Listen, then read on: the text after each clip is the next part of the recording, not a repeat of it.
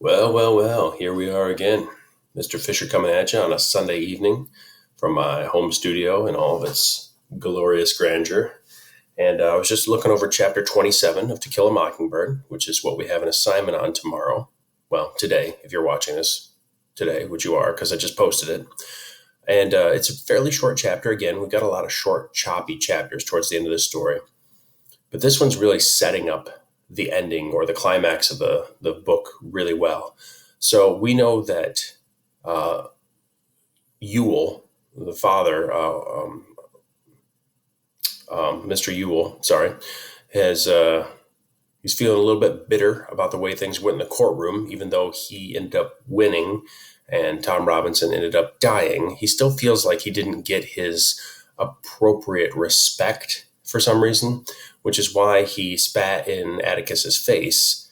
If you recall, that's like 2 or 3 chapters ago. Atticus said he just wishes that Mr. Ewell wouldn't chew chewing tobacco, which Atticus is a very calm person. He doesn't seek revenge against people for doing things to him or wronging him, which is interesting. I mean, it's a really admirable trait in a person to be that calm and that collected and that self-confident.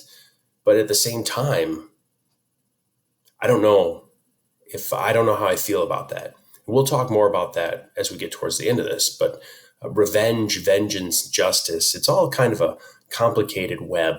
And that's kind of what this chapter relates to, because it turns out that Mr. Ewell has a list. Like, we don't actually see his physical list, but he's got a hit list. So he starts off by burgling. He starts off by spitting in Atticus's face. But then in this chapter, we find out that he tried to break into Judge Taylor's house. Now, what he didn't realize was that Judge Taylor was home at the time, and he nearly got shot with a shotgun, but he escaped before anybody could see that it was actually him. But everybody kind of knows that it was him, because who else is going to be stupid enough to break into the judge's house? After that, we jump to Mr. Link Diaz, who was Tom Robinson's employer. He has made a job for Helen. So he didn't really need her, but he felt really bad about Tom's death and the way things happened. And so he made her a job as his cook. And so it turns out that she has to walk like 1.5 miles to get to his house, even though their houses are pretty close together. And it's because she has to walk, like, if there's a square in her house and his house, in the middle is the Ewell's house, right? And so she's walking all the way around the dump to get to Mr. Link Diaz's house, because she doesn't want to go past the Ewells.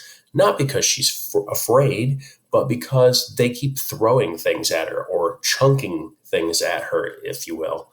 And so once Mr. Diaz finds out about that, he walks her home and he yells into that house and says, if he finds out that they've been harassing her again, it's going to be the last thing they do. He'll make sure that they all get locked up in jail. And he's a powerful man, and so he can probably make it happen.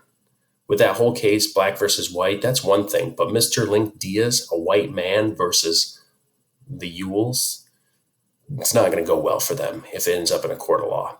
So that's a thing.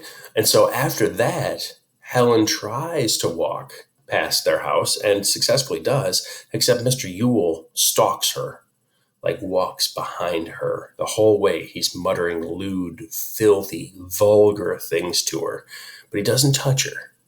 And so she calls Mr. Link Diaz when she gets to his house. He comes home from his shop and he sees Mr. Ewell standing there, and he says, "Get out, get off my property.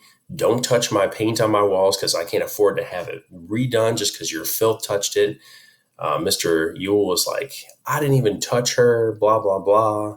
And Mr. Link Diaz says, "You don't have to touch her. The sight of you is assault. And if you ever bother her again, it'll be the last thing you ever do." And Mr. Ewell must take him seriously, because he decides to leave Helen alone. So then his last target, let's see, Judge Taylor, Atticus. Do we have another target in this chapter? I don't think. No, we don't have another target yet, but there will be. So, no spoilers, though. At any rate, Aunt Alexandra is like, "What is going on?" Like, everybody in town knows that that Mr. Ewell's doing this stuff because it's a small town. And if you live in a small town, everybody knows everybody else's business. And that's just how it works. But Aunt Alexandra says, I know how that kind is about paying off grudges, but I don't understand why he should have or harbor a grudge at all. He had his way in court, didn't he? So she, like most of the upper crust white people in Macomb, kind of gave him his pittance in court and said, fine, take Tom Robinson and then just go back to your holler and leave us alone. They didn't actually say that, but that's pretty much, they were very dismissive of him. And Robert E. Lee Ewell felt like he was wronged and he didn't get the proper respect from everyone because he is obviously kind of a big deal. We also find out in this chapter that he was hired for the WPA, which was during the Great Depression. There was this whole system of getting lots of unskilled laborers employed to try to bring us out of the Depression. And he's the only man who ever got fired from the WPA.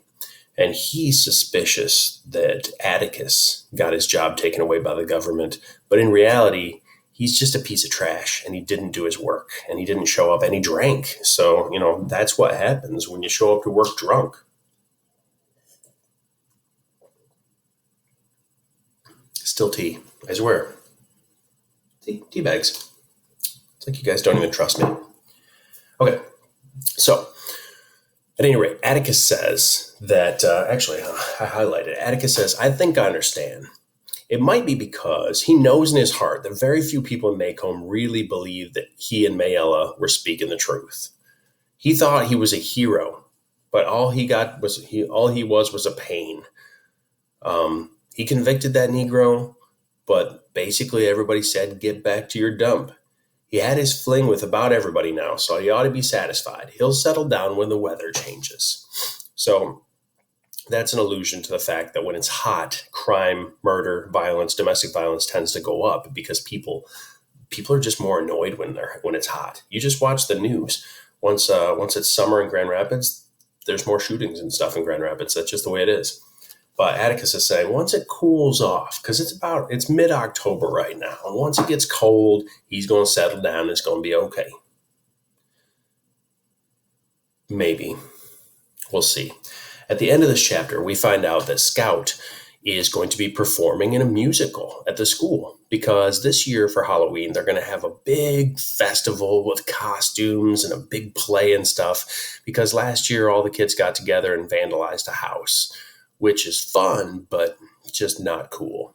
So now there's going to be a play and Scout has to perform in it. She's going to be pork.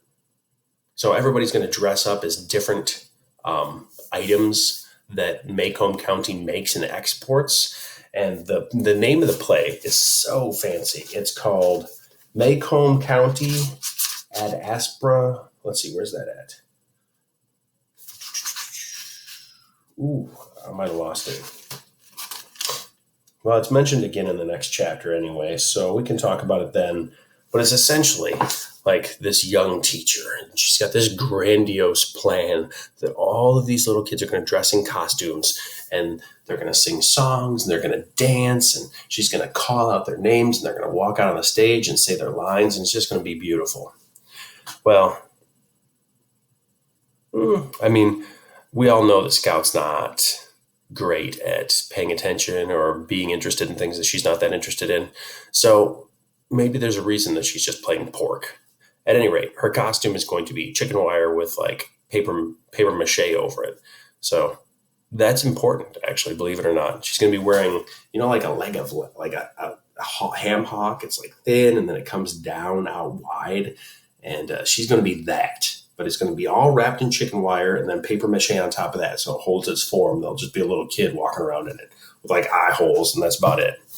And that is setting us up for next chapter where they're going to go and do the play and things will unfold. That will be the climax of To Kill a Mockingbird. We are almost there, people. We're almost there. So this chapter was all about revenge. We had Robert E. Lee Ewell stalking Helen. We referenced how he spit on Atticus. He went after Judge Taylor. He was going to burgle his home. He just did all sorts of bad stuff, right? He was seeking revenge for a perceived wrong. And so my question to you is, and I know the first part of this is true. First part is, have you ever been wronged by someone? Yes, you have. It's a rhetorical question. Now, the follow-up question, though, is, what did you do about it? Were you an Atticus? Did you do nothing? And just say, you know what? I'm a bigger person than that, and I don't need to react to that. Were you more of a Link Diaz? You got out there and you just started screaming at him like, I'm going to beat you up, man. I'm going to kill you. Or were you more of a Robert E. Lee Ewell? I hope not. And you stalked them. If you couldn't tell by my facial features, stalking, not the best option. But my question is valid. What did you do? What do you do when somebody does something and you perceive it as a slight? Or if somebody really legitimately does something wrong to you, what do you do? How do you react to that? I'd like a specific example. It doesn't have to be too personal, but if you can think of a specific example of a time where someone wronged you, be it your siblings or your friends or someone at school, parents, teachers, authority figures, whatever, what did you do? Did you get revenge? Did you seek justice? Did you get even? That's my question. So that's all I've got for you tonight.